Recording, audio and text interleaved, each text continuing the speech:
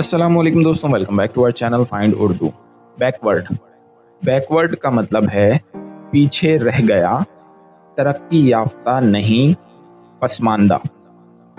Backward का मतलब होता है जो किसी चीज़ में पीछे हो, जैसे टेक्नोलॉजी, तालीम या डेवलपमेंट। ये लफ्ज़ अक्सर उन इलाकों या लोगों के लिए यूज़ होता है जो अभी तक मॉडर्न ज़िंदगी के स्टैंडर्ड्स तक नहीं पहुँचे। Many backward areas still lack access to clean drinking water. कई पसमानदा इलाकों में अभी तक साफ पानी दस्तयाब नहीं है।